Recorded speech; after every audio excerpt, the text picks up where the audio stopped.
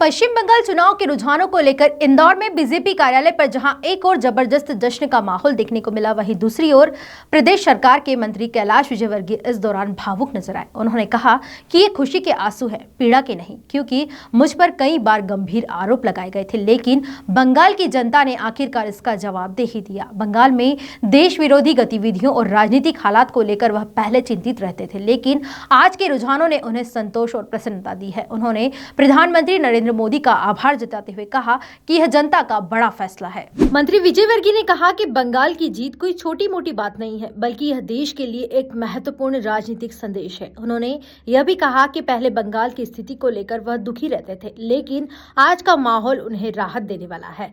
इधर बीजेपी कार्यालय पर कार्यकर्ताओं की भारी भीड़ जुट रही है। विधायक रमेश मेंदोला और मधु वर्मा सहित कई नेता मौके पर पहुंचे और जश्न में शामिल हुए। ढोल नगाड़ों के साथ कार्यकर्ताओं ने मिठाइयां बांटी और आतिशबाजी की।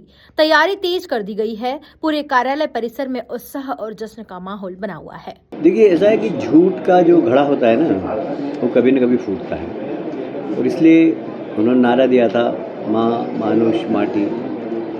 ना माँ सुरक्षित थी, ना मानुष सुरक्षित था, ना माटी सुरक्षित थी। और जनता बंगाल की बहुत सांस्कृतिक है, बहुत बुद्धिजीवी है। जब उन्हें लगा कि हम धोखा खा रहे हैं, तो उन्होंने एक प्रचंड बहुमत दिया। जो हमारे अमित शाह जी का एक शब्द है, प्रचंड बहुमत, प्रचंड बहुमत दिया है।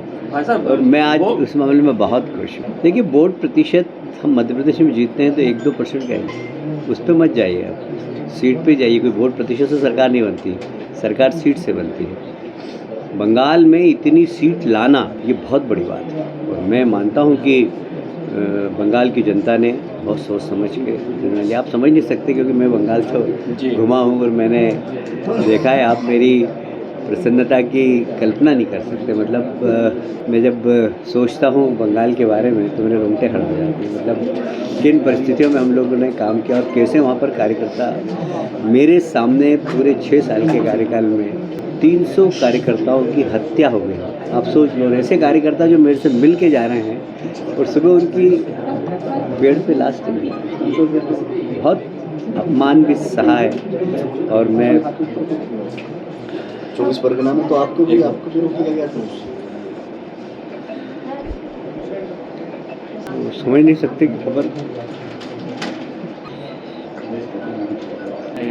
आप समझ सकते हैं कि मेरे ऊपर बलात्कार का केस है। आप समझ सकते हैं इस बात को। मैं कैसी मानसिक पीड़ा से पिछले 6 साल से गुजरा। बच्चा बेचने का केस है, मतलब बच्चा बेचा ना, मतलब ये जो आंसू है मेरी प्रसन्नता के, मतलब दुख के नहीं है। मैं कोई डरने वाला आदमी नहीं हूँ, पर जो प्रताड़ित किया गया कार्यकर्ताओं को आप अंदाज नहीं लगा सकते। मुझ पर, हमारे संघ के प्रचारकों पर बलात्कार किया, जिनको हम भगवान जैसा मानते प्रचारकों, मैं नाम नहीं लूँगा उनके।